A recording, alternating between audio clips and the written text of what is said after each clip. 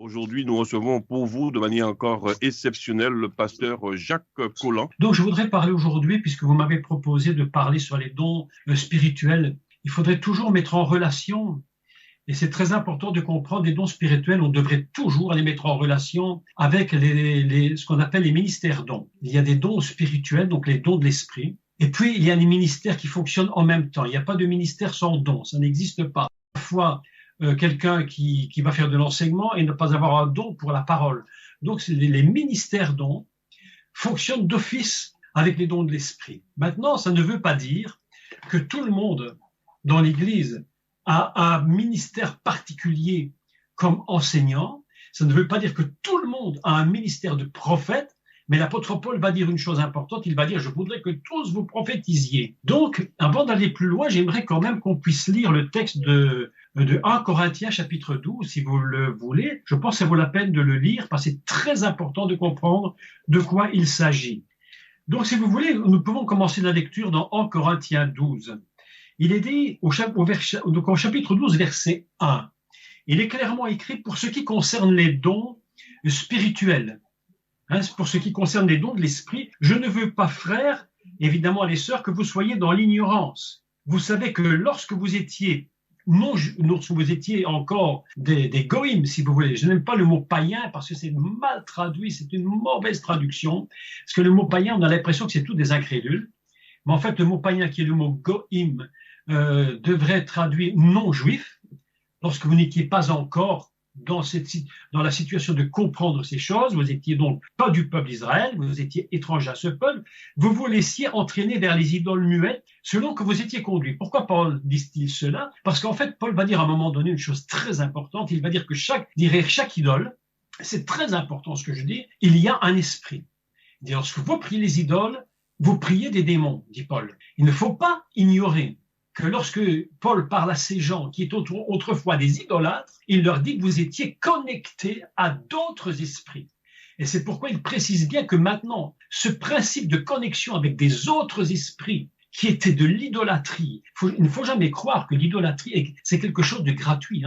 Vous savez, quand on parle de ça, ça peut profondément choquer certaines personnes, mais toute idole devant laquelle on se prosterne, les statues, quelles qu'elles soient, derrière cela, il y a un esprit mauvais. Et les gens sont parfois ignorants de cela. Donc Paul est très clair, il le dit, vous vous laissiez entraîner vers les idoles muettes selon que vous étiez conduits. C'est pourquoi je vous déclare que personne, et ici c'est très important, je vous déclare que personne, s'il parle par l'Esprit de Dieu, ne dit Jésus est anathème, ça n'existe pas, et que personne ne peut dire Jésus est le Seigneur si ce n'est par le Saint-Esprit. Alors c'est très important ce qu'il dit avant d'introduire les dons spirituels. Vous avez remarqué que parfois, quand on lit les textes bibliques, on a l'impression, parfois il y a des phrases ou des mots, et spécifiquement dans la Torah, on a l'impression parfois qu'il y a des phrases qui tombent un peu comme un cheveu dans la soupe. On se dit, mais pourquoi une telle phrase tombe-t-elle en plein milieu des dons spirituels? Pourquoi avait-il besoin de préciser cela? En réalité, il le précise parce que il parle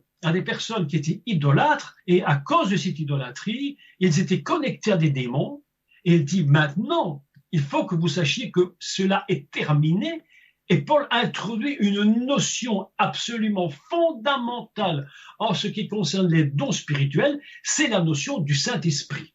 Il n'y a aucun don spirituel. Écoutez, c'est important. Paul dit, en ce qui concerne les dons de l'Esprit, donc la capacité de l'Esprit, il n'y a aucun don naturel qui puisse intervenir. Les dons, nous allons parler après, ne sont pas des dons qui viennent des hommes. Ça n'a rien de charnel, ça n'a rien de religieux, ce n'est pas les églises qui nous le donnent, ce n'est personne qui donne ces dons, ça n'a rien à voir du tout avec nos capacités. Il y a des gens qui ont des capacités pour sentir les choses par intuition ou ceci ou cela, mais ça n'a rien à voir. C'est seulement le Saint-Esprit qui va venir en nous et il va nous communiquer sa nature à lui. Les dons de l'Esprit, en réalité, c'est quoi? En réalité, les dons de l'Esprit, c'est Dieu lui-même. C'est Dieu lui-même. Et quand c'est Dieu lui-même, eh bien, il va nous utiliser uniquement comme des instruments pour pouvoir les mettre en pratique, mais ça ne dépendra pas de nos capacités personnelles. Parce qu'il y a beaucoup de gens, j'ai remarqué dans l'Église, ils ont une capacité pour ceci ou pour cela, et ils s'appuient sur leur capacité, par exemple, une capacité à laquelle il faut faire très attention, c'est l'intuition. L'intuition est une chose, il y a des gens très intuitifs. Mais le don de l'esprit, c'est pas une intuition humaine, c'est le Saint-Esprit, c'est-à-dire c'est Dieu lui-même. C'est absolument très important. C'est pourquoi cette petite phrase du début, entre « je ne veux pas que vous ignoriez les dons » et puis la description de tous les dons, il va introduire cette notion très importante. Et c'est pourquoi elle dit « personne maintenant ne peut dire Jésus est le Seigneur si ce n'est par le Saint-Esprit ». Autrement dit, qui va gérer les dons de l'Esprit? Qui va le faire? C'est absolument le Seigneur lui-même. D'ailleurs, vous avez remarqué qu'il n'y a aucun don spirituel que nous ayons reçu et que le Messie, Jésus, n'avait pas reçu lui-même. Il possède tous les dons. Il est à la fois prophète, il est enseignant, il a du discernement des esprits, il a le don de faire des miracles. Enfin, il a tous les dons. Ce que nous faisons avec les dons d'esprit, ce n'est que ce que le Seigneur Jésus lui-même fait. Autrement, ce seraient des dons humains. C'est pourquoi nous allons bien comprendre que tout ce qui va arriver, ce n'est que l'œuvre, uniquement l'œuvre du Saint-Esprit. Et Paul continue au verset 4, enfin le 4 pour nous. Et il dit, il y a diversité de dons. Vous voyez que c'est un enchaînement très important, entre le début du texte et les dons d'esprit. Il continue, il y a diversité de dons, mais le même esprit. C'est-à-dire ce qu'on appelle en hébreu le ruach. Qu'est-ce que c'est que le ruach? Eh bien, c'est ce qui est écrit au début de la Torah, où pour la première fois, on utilise ce mot. Bereshit bara Elohim et hashamayim ve'haaretz ve'ruach Elohim, et l'Esprit de Dieu, merefet apnei hamay, il se manifestait, il frémissait sur la surface des eaux. La première fois que le mot esprit intervient, c'est lorsque Dieu crée son monde. Autrement dit, tous les dons.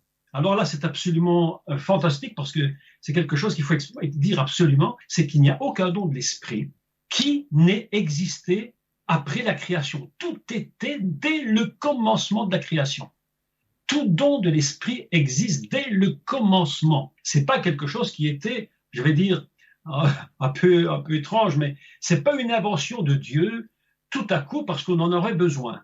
Absolument pas du tout. Tous les dons de l'esprit sont fondamentalement au début de la création. C'est pourquoi lorsqu'on parle de Ruach Elohim, l'esprit de Dieu se mouvait à la surface des eaux. Il se mouvait sur l'eau. Eh bien, tout ce que nous appelons don de l'esprit était déjà dès le commencement c'est un mot qui n'est pas très bon. Peut-être dans le projet divin, c'est même plus qu'un projet. C'est un état éternel. Tout ce que nous recevons de Dieu, écoutez bien ceci, tout ce que nous recevons de Dieu est absolument lié indiscutablement à l'éternité.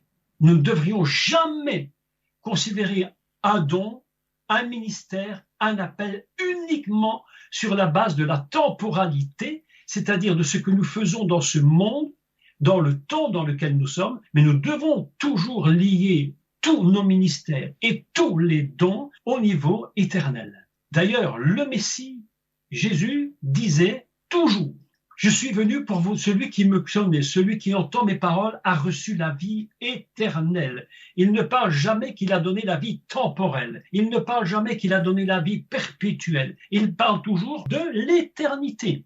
C'est absolument important de comprendre. Tout don, quel qu'il soit, que ce soit des dons spirituels, que ce soit les ministères, rien n'existe hors du principe du commencement de la Torah, c'est-à-dire l'Esprit de Dieu. On appelle ça Ruach Elohim, l'Esprit de Dieu. Donc, vous comprenez que l'enchaînement est extrêmement important. Paul parle, il dit, je ne veux pas que vous ignoriez une chose, c'est que vous n'existez plus en tant que personne qui était idolâtre. Tout ça est terminé définitivement parce que vous imaginez bien, écoutez, le problème est terrible. Vous imaginez bien que quelqu'un qui a connu l'idolâtrie, qui a pratiqué des dons spirituels par rapport à son idolâtrie, et ça existe. Je suis certain que certains d'entre vous, vous connaissez des gens comme ça. Ils disaient autrefois, j'avais tel don. Et maintenant, ils arrivent dans l'église, se convertissent, ils viennent à l'église, mais ils continuent d'agir sur les principes des dons qu'ils avaient autrefois dans leur idolâtrie. Et ainsi, il y a un mélange qui se fait dans l'église, parfois, qui devient absolument dramatique. Donc, il faut bien comprendre ce que Paul dit. Vous n'êtes plus de ceux-là, Vous êtes maintenant rattaché à l'Esprit de Dieu, qui est l'Esprit éternel du commencement et de tout ce qui existe dans l'infini et dans l'éternité. C'est sur cette base, vous imaginez un peu ce que ça représente. Là, on n'est plus du tout dans le même système. On n'est plus d'un petit don de prophétie du dimanche matin. On n'est plus du tout dans une petite parole de connaissance ou une petite apposition des mains. On n'est plus du tout dans le même système. On est littéralement fondu, comment dire, complètement liés, plus que liés. On est totalement une seule et même nature avec l'éternité. Et vous imaginez un peu ce que ça représente. Donc les dons de l'esprit, ça dépasse notre imagination. Beaucoup de gens ont petits dons de prophétie, mais on en parlera après, concernant tel don. Et pour eux, c'est un petit don qu'ils ont le dimanche matin, et c'est une grande erreur. Nous sommes liés à l'éternité.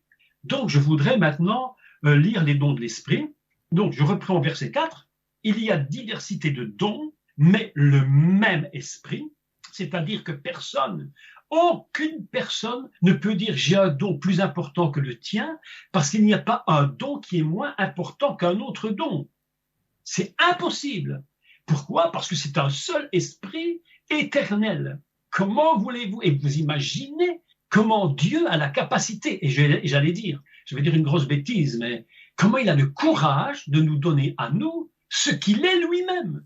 Et certains croient qu'ils ont un grand don, et moi j'ai un don de ceci, toi tu as un don de cela, mais le mien est plus important. Rien que parce que tu as dit ça, tu es déjà complètement hors circuit, parce que tu t'imagines que tu es plus important qu'un autre, alors en fait tu n'es pas important du tout. Tu n'es que ce que tu es, et tu n'as reçu que ce que Dieu t'a donné, c'est tout. Donc un seul, diversité de dons, mais le même esprit, écoutez maintenant, c'est très important. Pourquoi je vous disais qu'il faut toujours lier les dons avec les ministères? Ça fait partie de la même phrase. On ne devrait jamais parler des dons sans parler des ministères. On devrait faire une totalité. C'est indivisible. Diversité de dons, mais le même esprit. Diversité de ministères, mais le même Seigneur. C'est-à-dire que c'est lui qui contrôle. Seigneur, c'est Adonai. C'est-à-dire celui qui est le maître. Il n'y a aucun ministère que quelqu'un peut dire j'ai un ministère. Tu n'as aucun ministère. Tu n'as que ce que Dieu te donne d'avoir. Et si demain il te le retire, tu n'as plus rien. Donc tu peux rendre grâce à Dieu d'avoir un ministère et de dire c'est le Seigneur lui-même. Il n'y a pas un évangéliste qui soit un évangéliste tout seul. On est évangéliste parce que le Seigneur est un évangéliste en nous. Vous comprenez, c'est très important. Donc il précise des ministères, le même Seigneur, diversité d'opérations, mais le même Dieu qui opère tout en tous. Or, et maintenant nous allons passer aux dons spirituels et nous allons les voir dans l'ordre et dire quelques mots sur ces dons de l'esprit.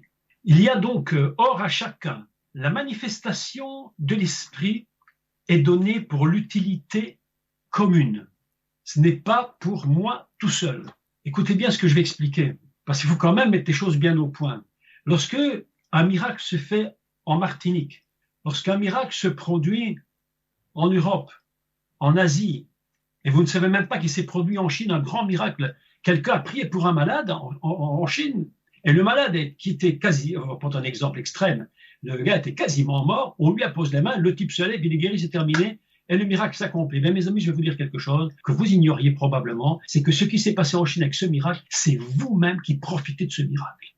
C'est pas quelque chose de Chine, c'est pas un miracle en Chine, c'est un miracle dans le corps de Christ. Tout le corps de Christ bénéficie du miracle. Tout le corps de Christ bénéficie de la prophétie que quelqu'un donne. Parce que nous avons l'habitude de limiter notre tête à notre petite église.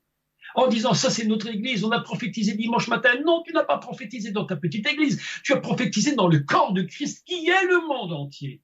Et même si le Chinois ne sait pas que quelqu'un a prophétisé à Paris ou à Fort-de-France ou au Vauclin ou je ne sais où, mais qu'importe. C'est le corps qui profite pour tous. Mais le pire, c'est que lorsque quelqu'un commet un péché quelque part, dramatique ou pas dramatique, c'est tout le corps qui est affecté. Les amis, je vais vous dire un secret. Secret des secrets, des secrets, du secret des secrets. Imaginez, mais c'est une folie ce que je dis, ça n'a aucun sens, mais pour vous expliquer, imaginez maintenant une fraction de seconde que dans l'Église, mais imaginez-le, hein, il n'y ait plus aucun péché du tout. Mais mes amis, mais les morts ressusciteraient à longueur de journée dans le monde entier. Il n'y aurait plus de limite, parce que c'est le corps entier qui profite de ce que tu es. Si tu es dans le péché, le corps subit ton erreur, pas que toi. D'abord, tu touches Dieu, puis tu toi, et puis tout le corps. Donc, écoutez bien la suite. Donc, en effet, Allah est donné par le Saint-Esprit, par la puissance de l'Esprit éternel. J'insiste, éternité, pas temporalité, éternité. Écoutez bien. Une parole de sagesse. Qu'est-ce que c'est que cette parole de sagesse? On appelle ça en hébreu la chorma. La chorma. Je voudrais vous expliquer qu'est-ce que c'est que la chorma. C'est très important de comprendre. Vous savez que dans la pensée hébraïque, il faut que vous sachiez que il y a différentes explications sur les qualités de ce qu'on appelle les 10 grandes qualités messianiques. C'est ainsi que je vais les nommer. Et dans ces 10 très très grandes qualités, il y a ce qu'on appelle la chorma. La chorma, en réalité, c'est la sagesse. Mais la sagesse dont on parle, mes amis, c'est pas la sagesse humaine. C'est un des niveaux de sagesse divin dont on ne peut à peine comprendre de quoi il s'agit. Il est dit que le roi Salomon avait reçu la chorma, il avait reçu la sagesse de Dieu. Ainsi, cette sagesse atteint un niveau tel que l'humain, là, n'a même plus rien du tout à avoir. Quand on dit « Seigneur, donne-moi de la sagesse », quand j'étais plus jeune, je disais « Oh, je voudrais la sagesse ». Et la Bible dit qu'il la demande sans douter, sinon il est comme un... Alors je disais « Seigneur, donne-moi la sagesse ». Et puis je me disais « Ne vient jamais cette sagesse ». J'avais l'impression d'être toujours le même. La réalité, c'est que la chorma est un niveau divin qui est absolument inimaginable, mes amis. Écoutez, je voudrais vous parler de la chorma. Disons quelques mots. Je vais essayer de pouvoir parler de tous les dons si c'est possible, si le temps me le permet, mais parlons de la chorma. Pour vous montrer ce qu'est la chorma. Dans le tabernacle, lorsqu'on a bâti le tabernacle, vous savez que sur le tabernacle, il y avait des couvertures qui recouvraient le toit. Le tabernacle était construit avec des planches, qu'on appelle les planches en bois de chittim, etc. Et on a traduit en français une très vilaine traduction, qui est complètement ratée d'ailleurs, qu'on a traduit que les couvertures étaient faites par des femmes habiles. C'est des femmes habiles qui ont fait ces couvertures. Mais le texte hébreu dit exactement pas ça du tout. Le texte hébreu dit que ces femmes, elles s'appelaient des chormalev, c'est-à-dire des sagesses. Elle avait la sagesse divine. Élève, c'est le cœur. Et en hébreu, dans la pensée hébraïque, pas la pensée grecque évangélique, la pensée hébraïque, le cœur, ce n'est pas le sentiment. En hébreu, le cœur, c'est la connaissance. Quand on dit garde ton cœur plus que toute autre chose, ça ne veut pas dire garde tes sentiments. Ça veut dire que tu dois avoir gardé la connaissance de Dieu. C'est très important ce que j'explique. On appelle ces femmes et ces hommes s'appelaient chormalev, des femmes qui étaient sages de cœur, mais d'une sagesse divine extrême. Vous imaginez, on n'est plus du tout dans des femmes habiles, parce que des femmes habiles, on en trouve partout des femmes habiles. Petites mains qui font les grandes couturiers, mais même les grandes couturières de qui vous voulez, des plus grands couturiers du monde, n'ont aucune habilité pour faire les toiles du tabernacle. Pourquoi? Parce qu'elles n'ont pas la sagesse divine. C'est une habilité humaine. Et qu'est-ce que c'est que le don de sagesse? Qu'est-ce que c'est le don de la parole de sagesse? C'est une qualité divine qui dépasse l'entendement. Alors j'entends souvent dans l'église des gens qui parlent de la sagesse. Ah, moi j'ai une parole de sagesse. Mais est-ce que tu sais de quoi tu parles? Est-ce que tu es conscient que tu es en train de bâtir le tabernacle de Dieu? Et que c'est tes paroles qui sont en train de bâtir la maison de Dieu? Et que cette chorma, c'est un des niveaux les plus élevés qui existent dans la nature messianique. Dieu dit, mais qui peut m'enseigner? Qui peut me donner un conseil? Qui peut m'expliquer? Qui est sage pour m'expliquer des dieux? Personne. J'ai fait le monde, j'ai pas besoin de personne. J'ai fait ceci, j'ai pas besoin de personne. Je dis une parole, mais qui peut contester une seule parole de Dieu? Une seule syllabe qu'il prononçait? Personne. Ça s'appelle chorma. Autrement dit, qu'est-ce que la chorma? Qu'est-ce que ce don de parole de sagesse? Mais mes amis, c'est la connaissance divine qui nous donne une sagesse divine telle que personne ne peut résister. Rappelez-vous d'Étienne. Personne ne pouvait lui résister. C'était impossible. Impossible.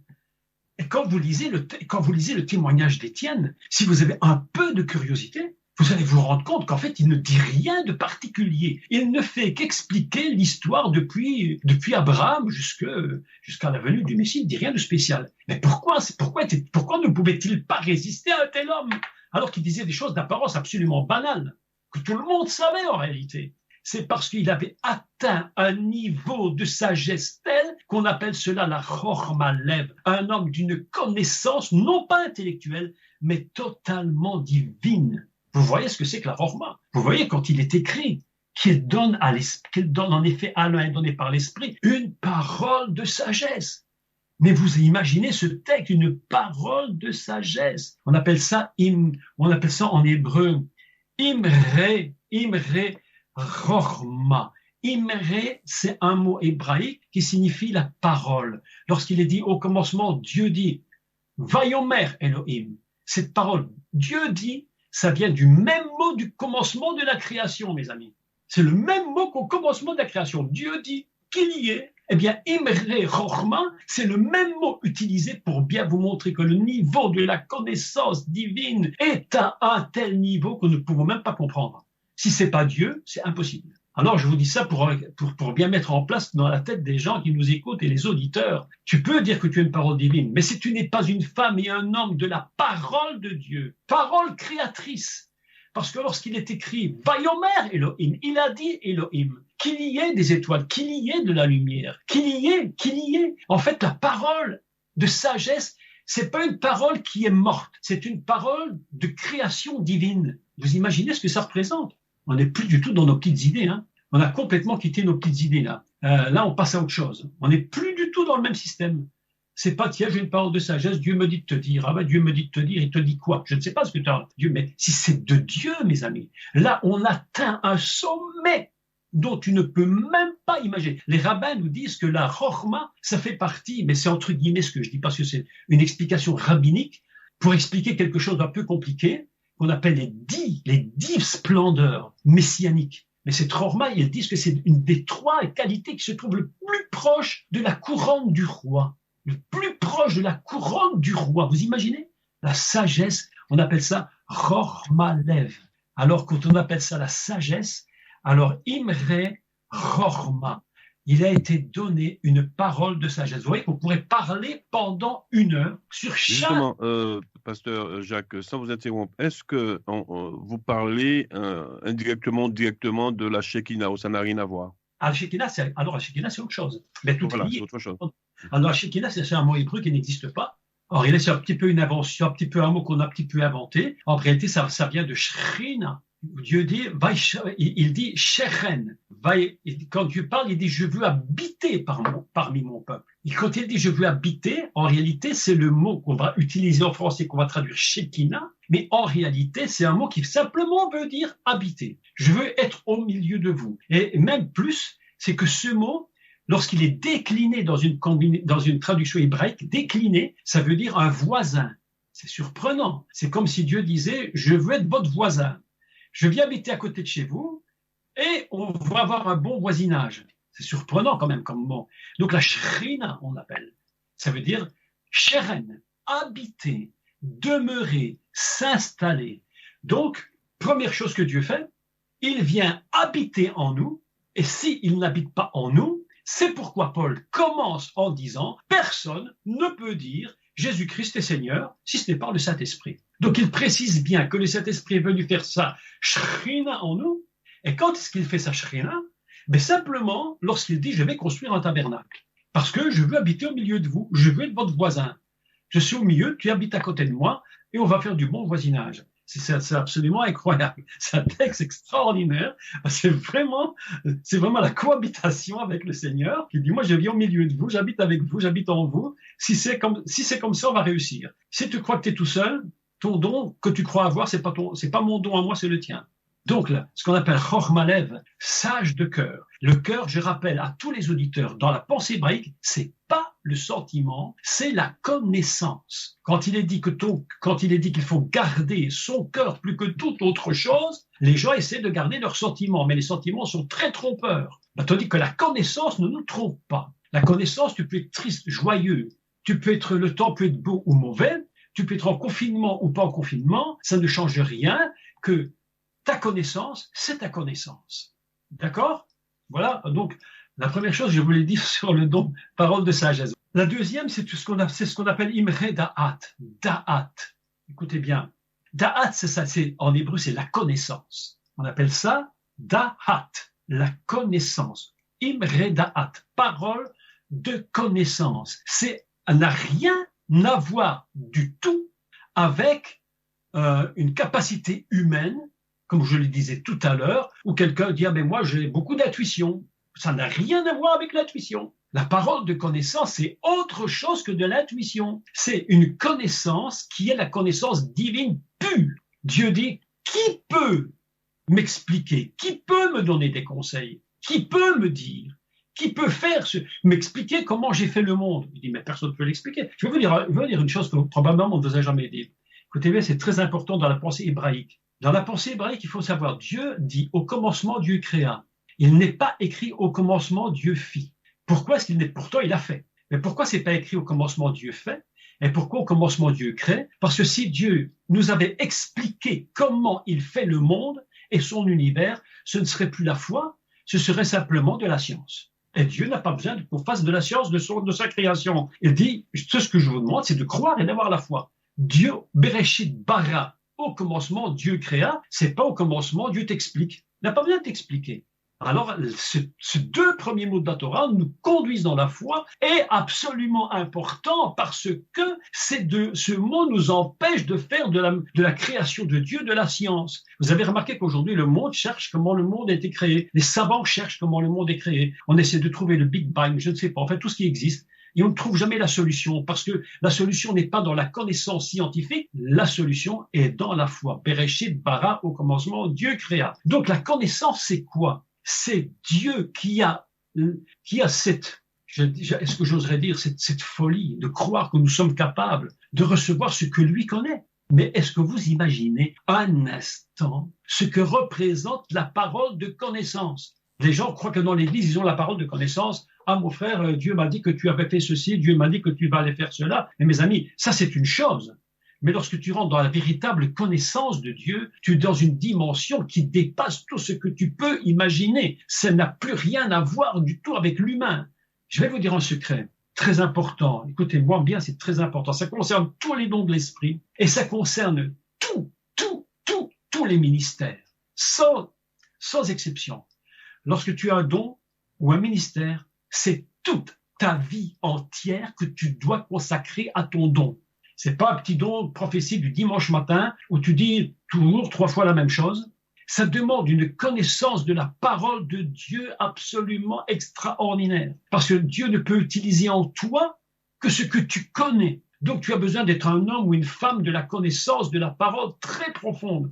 Un homme ou une femme de prière intense. Et c'est une vie entière que nous allons consacrer pour le don. Imaginez maintenant, vous imaginez une seconde que tu consacres ta vie entière au don de prophétie que tu as reçu. Les gens vont à l'église et à le pasteur, moi je n'accuse personne, je fais simplement ce que j'ai vécu, ce qu'on vit. Voilà, on va prier, on va poser les mains pour que les gens reçoivent le don de prophétie, voilà, ou guérison. Bon, ok, c'est très très bien. Puis les gens disent, alléluia, j'ai reçu le don de prophétie, j'ai reçu la guérison, j'ai reçu ça, c'est une parole de connaissance, magnifique, ok.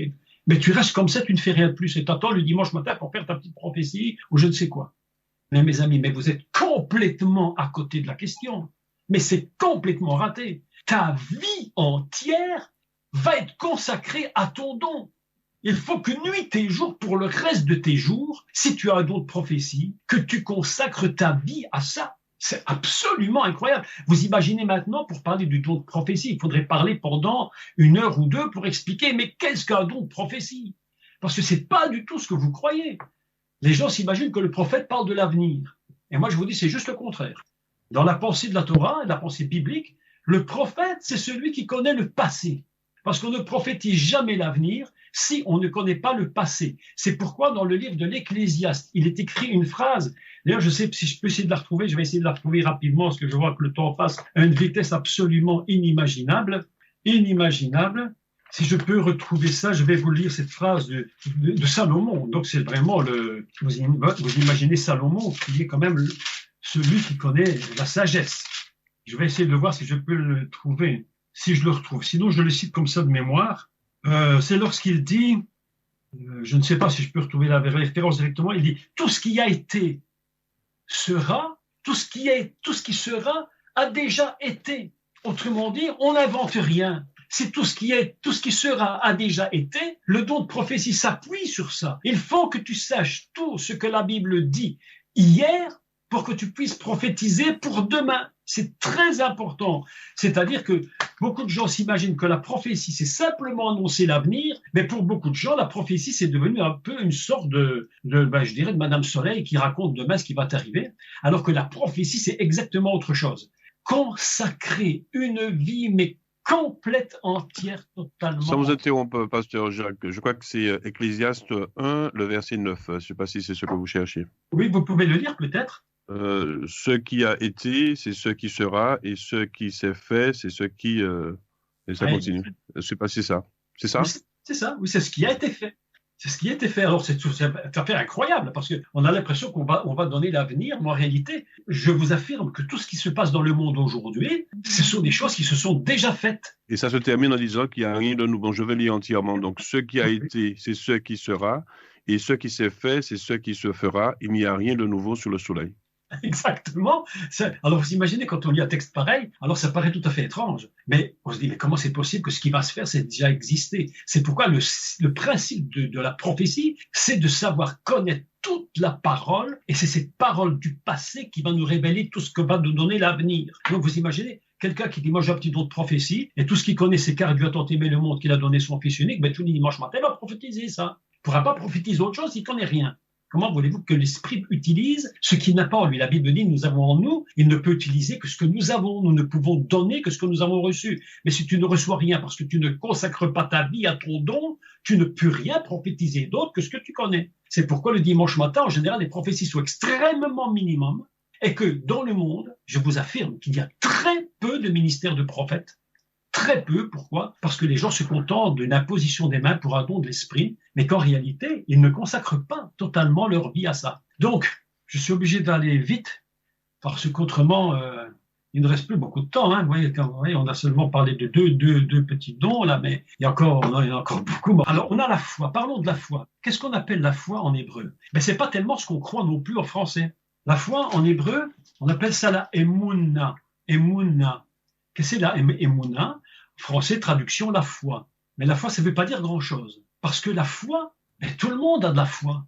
Même monsieur qui ne croit pas en Dieu a la foi. Mais la foi dans quoi? La foi dans ce que lui croit. Parce que la Bible nous dit la foi vient d'où? La foi vient de ce qu'on entend vient de la parole de Dieu. Mais si tu entends autre chose que la parole de Dieu, tu as la foi dans autre chose. Donc la foi est quelque chose de un peu limité. L'expression foi n'est pas très bonne. Par contre, le mot émouna, c'est ce qu'on appelle la émouna. C'est quoi la émouna en hébreu? C'est un mot qui signifie la confiance. J'ai confiance. Mais qu'est-ce que cette confiance? C'est pas simplement dire Jésus est mon sauveur, j'ai confiance. C'est bien, oui, c'est vrai. C'est rentrer dans la nature de Dieu. Rentrer dans sa nature. Lui en nous et moi en lui. Mais à un tel niveau qu'il n'est plus possible, écoutez mes amis, écoutez parce que c'est trop important, il n'est plus possible de douter. À ce moment-là, je me rappelle, j'avais lu un livre extraordinaire d'un homme de Dieu qui disait « Je me suis interdit de douter, je m'interdis le doute ». Parce que j'ai confiance. Qu'est-ce que c'est la confiance? C'est dire, c'est l'Esprit de Dieu en moi qui vient avec une telle force, il me remplit tellement, j'ai consacré ma vie au don de la foi que je suis aujourd'hui capable de faire des choses inimaginables que tout le monde ne peut pas faire. Tout le monde dit j'ai la foi que Dieu m'a sauvé, mais tout le monde n'a pas la foi pour ressusciter les morts. Tout le monde n'a pas la foi pour ouvrir la mer Rouge. Tout le monde n'a pas la foi pour faire certaines choses. Donc c'est un niveau divin extrême. C'est pourquoi il commence Paul et il dit c'est par le même esprit créateur du monde que ces choses se produisent. C'est pas un don d'église, c'est pas un don d'imposition des mains, c'est pas un don qui vient comme ça. C'est pas simplement parce que tu as envie tout seul. Non, tu as envie, mais une fois que tu as le désir d'avoir un don, Paul dit, aspirer au don les meilleurs. Mais quand tu as aspiré, même matin, il faut manger, il faut digérer, il faut faire ton boulot. Et si les gens ne font pas ce qu'ils doivent faire pour développer le don qu'ils ont de Dieu, mes amis, ils seront toujours au strict minimum du minimum. Vous imaginez le niveau de Moïse, le niveau de foi de cet homme, capable de frapper la mer et d'ouvrir la mer. Non, mes amis, là, on arrive à des niveaux absolument impensables. Je voudrais aujourd'hui, et j'espère faire passer dans les auditeurs maintenant un désir fou, ardent, un désir qui dépasse toute l'imagination qu'ils n'ont jamais eu dans leur vie entière de chrétiens, de s'attacher à Dieu comme ils ne se sont jamais attachés à Dieu. S'attacher au Seigneur comme ils ne se sont jamais attachés au Seigneur. Profiter d'être là où ils sont chez eux pour se consacrer à Dieu. Et dire, Seigneur, j'ai été demandé un don il y a 30 ans, 40 ans, et mon don il n'a jamais progressé. Pourquoi? Parce que ta vie n'a jamais voulu progresser. Tu restes où tu étais. Tu ne t'es pas consacré. Tu n'as pas donné toute ta vie. Tu ne t'es pas offert totalement pour le don que Dieu t'a donné. Donc, c'est pour toi, pour beaucoup de gens, les dons spirituels, passez-moi l'expression, mais c'est un peu une sorte de gadget. Vous voyez, c'est un peu une sorte de gadget, voilà. Ben, c'est un truc qu'on m'a donné, ben, je suis content, de temps en temps, je fais quelque chose. Non, mes amis, c'est pas ça. Je vous dis la vérité. Un ministère de prophète ou un ministère, quel qu'il soit, d'enseignement ou quel qu'il soit, c'est une vie entière qui est consacrée à ce don et à ce ministère. Il n'y a pas d'exception. Ça n'existe pas. Lorsqu'on demande, et je pense que les gens sont très inconséquents parce que ils demandent à Dieu des choses et ils ne savent pas le prix qu'il faudra payer pour pouvoir les développer. Les obtenir encore, ça peut être simple. Mais les développer, ils ne connaissent pas le prix, mes amis. Ils ne connaissent pas. Donc voilà que la foi, nous avons appris la sagesse à un niveau incroyable. La connaissance, à un niveau divin absolument inimaginable. La foi dépasse toute l'imagination. C'est Dieu lui-même. C'est Dieu lui-même qui te donne une capacité impressionnante. Parlons du don des guérisons. Le don des guérisons. On appelle ça l'irpo chalaim, c'est-à-dire la guérison des malades. Parfois, on prie pour les malades, il ne se passe rien. Mes amis, il faudrait vraiment prendre du temps. Je ne sais pas si j'aurai le temps aujourd'hui de pouvoir tout expliquer sur le don de la guérison, parce que c'est vraiment quelque chose de très important. Qu'est-ce que le don de guérison? Et comment développer un tel don? Il ne suffit pas de dire « Seigneur, j'impose les mains aux malades », même si c'est vrai. Le don de guérison dépasse toute limite. Il faut que celui qui a reçu ce don de guérison fasse le travail que faisait le Messie Jésus lui-même. Il faudra vraiment que je vous explique comment ça fonctionne, parce que c'est très important. Comment fonctionnait le Messie? Il a passé, avant de commencer son ministère, il a passé 40 jours dans le désert. Pour ceux qui auront l'opportunité d'aller sur YouTube et d'écouter sur les 40 jours de jeûne de Jésus, il y a plusieurs cours qui ont été donnés là-dessus, j'explique comment a fonctionné le Messie pour pouvoir produire les œuvres qu'il a faites. En fait, il a récupéré, il a réparé Israël. En lui-même, il avait réparé Israël. Tout était prêt en lui. Lorsqu'il est rentré pour faire son ministère, en lui, tout était réparé. Israël en lui-même était réparé. En lui-même, les malades étaient déjà guéris. En lui-même, tout était accompli. Il n'a pas entendu qu'il... Et c'est tellement inimaginable ce que je dis, mais tellement impressionnant qu'il y a un seul verset dans la Bible qui va définir le mystère de la guérison. C'est dans l'évangile de Matthieu, un seul verset dans toute la Bible qui dit ceci. Jésus, donc le Sauveur, Yeshua, faisait des miracles selon qu'il est écrit, il a été blessé pour nos péchés, brisé pour nos iniquités. C'est par ses meurtrissures que nous sommes guéris. Voilà un texte absolument fantastique. Pourquoi? C'est-à-dire que dès le commencement de son ministère, avant que son ministère ne commence, avant même qu'il ait commencé son ministère, il avait déjà porté en lui toutes les réparations, mes amis. Vous savez que je vais vous dire, écoutez, très important. Il ne suffit pas d'arriver devant les malades et dire, tiens, t'es malade, je la pose les mains. Mes amis, ça c'est une erreur. Il faut que tu ailles vers les gens, si tu as reçu ce don de guérison, et que avant que tu ailles vers eux, quand toi-même, tu aies déjà réparé ces malades et ces guérisons soient déjà opérées en toi. Il faut que tu aies réparé en toi ce que Dieu t'a donné. Dieu nous a donné à chacun des personnes. Il nous a donné des âmes à sauver, qui ne sont pas pour les autres, qui sont vos âmes à vous. Et si vous ne le faites pas, les autres ne le feront pas pour vous. Et s'ils sont perdus, c'est vous qui rendrez des comptes. Ainsi, pour les malades, il est de même. Dieu nous a donné des malades qui seront guéris. Mais avant d'aller vers eux, il faut les réparer en nous-mêmes. Et pour rentrer dans cette question de la réparation, mes amis, ça peut demander des temps de jeûne incroyables, des temps de prière incroyables, une connaissance de la parole de Dieu. Un serviteur de Dieu disait un jour, Smith Wigglesworth disait un jour à une dame qui lui avait posé la question, « Oh, pasteur, elle lui dit, est-ce que vous n'auriez pas un bon livre sur la guérison? Un très bon livre qui explique la guérison. » Elle dit, « Si, j'en ai un très très bon. » Il a pris sa Bible, il a dit, « Tenez, voilà la Bible, lisez. » Ça, c'est le livre qui parle de la guérison. Je peux parler de tout, mais si tu ne connais pas ce livre-là, tu parles de rien. En finalité, on se rend compte que les dons de l'esprit, c'est quoi? Les dons de l'esprit, c'est Dieu en nous. Et Dieu en nous, ne peut pas être pris à la légère. Celui qui a un don d'enseignement, comme moi je fais, consacre sa vie entière à l'enseignement. Je n'ai pas de temps à autre chose, mes amis. Je consacre ma vie du matin au soir. C'est ma vie entière qui est consacrée. Celui qui est évangéliste doit passer et consacrer du temps à réparer, à sauver en lui toutes ces âmes avant d'aller vers les perdus. Imaginez que vous alliez vers les perdus. Imaginez que vous allez vers eux. Mais vous voyez tous des païens mauvais et pécheurs. Oh, est-ce qu'ils se convertiront un jour? Tous ces mauvais païens, pécheurs, très mauvais. Mes amis, ils ne gagneront aucune âme. Parce qu'ils n'ont rien gagné avant d'aller vers eux. Avant de te porter vers eux, il faut que tu aies réparé en toi-même. C'est ça les dons de l'esprit. Le don de guérison, c'est avant de prier pour les malades. C'est pas au moment où tu le fais, c'est trop tard. Répare avant, gagne avant, prie avant, cherche Dieu avant, consacre-toi totalement à ton don. Là, tu vas gagner. Vous comprenez ce que j'explique? C'est tellement important, c'est tellement incroyable. On n'est plus dans un système où je fais une imposition de temps en temps, je dis une petite parole. Non, non, mes amis, oubliez tout ça, oubliez, définitivement oubliez ce système, c'est raté, totalement raté. Consacre-toi en entier. Ta vie entière, matin, mi-soir, du soir au matin, il faut que tu rêves la nuit de miracles que Dieu fait. Ta vie entière est une consécration totale. Tu ne peux plus te permettre d'être, j'allais dire, paresseux. Dieu n'aime pas les paresseux. Dieu n'aime pas les paresseux. Un don spirituel, c'est bien, mais vous savez, mes amis, moi j'étais musicien, comme vous le savez, je vous l'ai dit tout à l'heure, et j'ai eu l'occasion de faire des concerts avec de très grands musiciens. Et des pianistes internationaux de toutes sortes de milieux. Ils ont le don naturel. C'est un don. Mais je vous affirme qu'ils jouent 10, 12 heures par jour du piano. Sinon, ils ne pourront arriver. Si, ils vont jouer dans un petit orchestre, dans le petit café d'à côté, là. Mais ils ne seront jamais sur les grandes scènes internationales. C'est impossible. Parce que le don doit être travaillé. Et dans l'église, on s'imagine, Dieu m'a béni, m'a donné un don de prophétie, un don de guérison, et puis c'est bon comme ça. Non. Oubliez ça, oubliez. Donc on a le don de prophétie, le discernement des esprits. Vous imaginez de quoi on pourrait parler pendant des heures.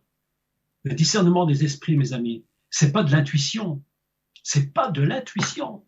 Ça n'a rien à voir. C'est l'esprit de Dieu qui sait exactement qui est son ennemi. Il discerne l'esprit qui est dans les gens. Il discerne comment fonctionnent les gens. Il sait savoir quel esprit anime quelqu'un. Parfois, tu as l'impression que tu as quelqu'un qui est très, très sympathique. Il va tout faire pour toi. Et toi, sentimentalement, tu vas te porter vers lui. Parce que tu te dis, il est formidable. Mais tu n'as rien compris du tout. Parce que peut-être Dieu derrière, il voit autre chose que tu ne vois.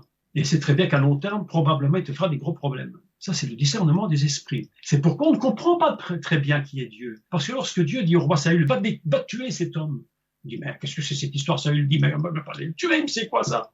Alors Saül, il fait un petit arrangement, parce qu'il n'avait pas compris ce que Dieu avait compris. Et il n'avait pas discerné que derrière ce méchant homme était un esprit qui, dans les siècles à venir, allait détruire Israël. Alors il n'a pas compris, et Dieu a dit, écoute Saül, moi je suis désolé mon gars, mais il fallait faire ce que tu m'as dit, et puisque tu n'as pas voulu le faire, eh bien, je te retire le ministère de roi. Et il lui a retiré son esprit.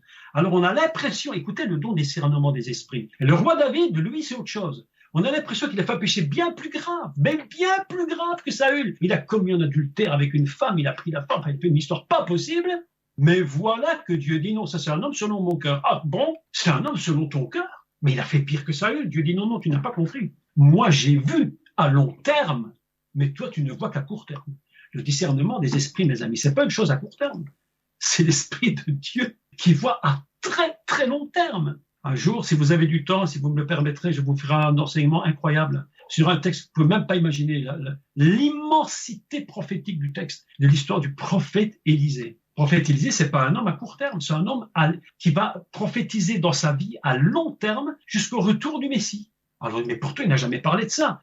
Il n'en a jamais parlé, et c'est là que je vous expliquerai, si ça vous intéresse, comment fonctionne cet homme. Un don de discernement des esprits à long terme. C'est pas à court terme, mes amis. Parfois, tu peux voir quelqu'un dans ton église, il est très sympa, le gars, on va l'engager, il est formidable. Mais tu n'as pas vu ce que Dieu a vu. Et là, tu as besoin d'un don de discernement. Si tu ne l'as pas, qu'est-ce que tu fais? Eh bien, à moyen terme, il va te détruire. Alors, on pourra dire, cet homme, il est dur, il est sévère. Oui, mais parce que moi, j'ai vu ce que Dieu a vu. parce que ce don était développé en moi. Est-ce que vous me suivez? C'est très important ce que j'explique. La diversité des langues. Parler en langue. Alors, vous savez, mes amis, là, je vous dis, là, franchement, là, il y a beaucoup à dire. Parler en langue, c'est quelque chose d'absolument particulier. Parce que les gens prient en langue, souvent, c'est un peu comme des mantras. Comme des mantras. Ils racontent toujours les mêmes mots. Ça ne change pas. C'est toujours le même. Et ils sont contents comme ça. Mais même le parler en langue, il y a des dimensions.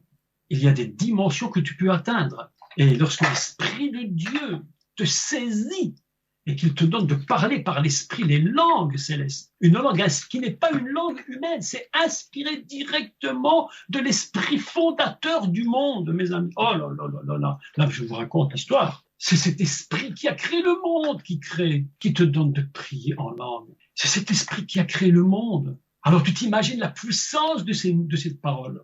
Tu t'imagines la puissance qui se dégage de ce parler en langue. Mais c'est impressionnant. Si nous pouvions voir avec nos yeux, de discerner ce qui se passe lorsque tu es complètement immergé dans ce don, mais tu passerais ta journée entière à prier. Tu n'arrêterais plus. C'est pourquoi l'apôtre Paul disait « Je prie en langue plus que vous tous ». Pourquoi est-ce qu'il dit ça?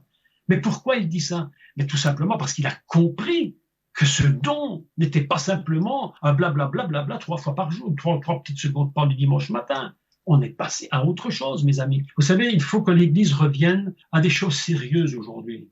Il faut que ce soit sérieux. Il faut qu'on revienne à des choses qui sont fondamentales. Et je voudrais vous encourager tous à comprendre, à réaliser que tout ce que nous faisons n'est que dans le fondement même du projet initial du monde et de l'univers.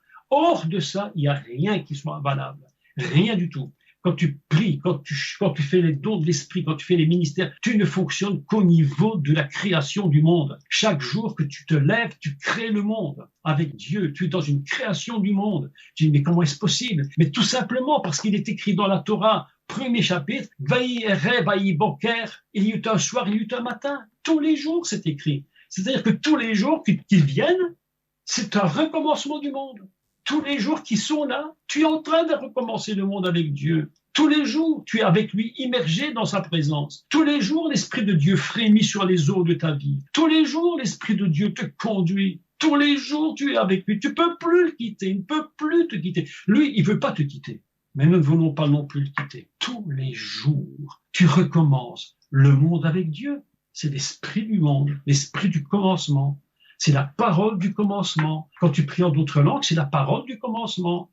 Les gens croient que Dieu parle, et Dieu parle, Dieu parle, Dieu parle. Mais qu'est-ce qu'il parle? Comment il parle? Il parle quoi? Il parle français, il parle anglais, quoi? Il parle antillais, il parle quoi? Il parle créole, qu'est-ce qu'il parle, Dieu? Mais il parle rien du tout de tout ça. Il est sa nature. Qu'il dise un mot ou qu'il ne dise rien, il est parole. C'est pourquoi il peut parler dans toutes les langues, parce qu'il est ce qu'il est. Donc, lorsque nous prions en langue, tu n'as pas besoin de savoir quoi que ce soit. Tu as besoin de t'immerger totalement dans sa présence, nuit et jour, nuit et jour. Tu ne peux plus arrêter de consacrer ta vie à autre chose qu'à ce que Dieu t'a donné. C'est pas un gadget, mes amis. Lorsque Paul écrit cela, ce n'est pas un gadget. Les dons spirituels, c'est quelque chose d'une force. Mes amis, si chacun pouvait comprendre que ce qu'il a reçu de Dieu doit dépasser le niveau, mes amis, bien sûr, l'Église serait changée. Il n'y aurait plus, vous verriez des choses qu'on n'a jamais vues. Et je pense que dans les temps dans lesquels nous sommes aujourd'hui, qui sont des temps vraiment très très difficiles, je pense que c'est l'opportunité pour que l'Église puisse se mettre à prier, qu'elle puisse se mettre à comprendre qui est Dieu, chercher le Seigneur, s'accrocher à lui dire Seigneur, mais qui es-tu? Souvent je dis, quand je prie, mais je dis, mais qui es-tu? Mais tu es qui? Et je croyais te connaître. Mais j'ai l'impression qu'il y a une affinité que je ne connais pas de toi, que je ne comprends pas de toi. Mais dis-moi qui tu es. Moïse disait à Dieu, quel est ton nom? Vous savez, l'autre jour, j'avais parlé justement en Martinique, j'avais expliqué quelque chose. C'est un peu compliqué à comprendre, mais vous allez peut-être, je serai très bref là-dessus. Moïse n'a jamais dit à Dieu quel est ton prénom, parce qu'il n'a pas de prénom. Il a dit quel est ton nom? Parce que dans la pensée hébraïque, le nom, ce n'est pas un prénom. Le nom, c'est la nature de la chose. C'est la nature de la personne. Quel est ton nom? Alors tu dis au Seigneur, à Jésus, mais Seigneur, mais quel est ton nom? Qui es-tu? Et comment moi je fonctionne avec toi? Comment je vais fonctionner avec toi? Vous comprenez, ces choses, elles sont tellement importantes. C'est tellement important. Vous pouvez parler encore de nombreuses heures et de nombreuses heures sur toutes ces choses. Aujourd'hui, je voulais quand même vous encourager à dévouer votre vie entière si vous n'avez qu'un don. Mais ne soyez jamais triste d'en avoir qu'un don. Tu n'as pas assez de toute ta vie pour le pratiquer. Il y a des gens qui disent « Ah, moi j'ai les 7 dons. » Ah, tu as les 7 dons? Ah bon? Et comment tu fais pour gérer tout ça? Moi, je ne sais pas si je peux gérer tout ça. Hein. J'en ai au moins un que je gère. J'essaie de le gérer. Le don d'enseignement, j'essaie de le gérer au maximum. Mais ils disent « Moi j'ai 7 dons, tu as 7 dons. » Enfin, tu balbuties avec les 7 dons. Tu balbuties avec ça. Tu fais un peu du bricolage avec chaque don. Mais si tu as un don réellement et que tu consacres toute ta vie, tu n'as même pas toute une vie pour atteindre le niveau que tu dois atteindre. Voilà ce que je voulais vous dire aujourd'hui.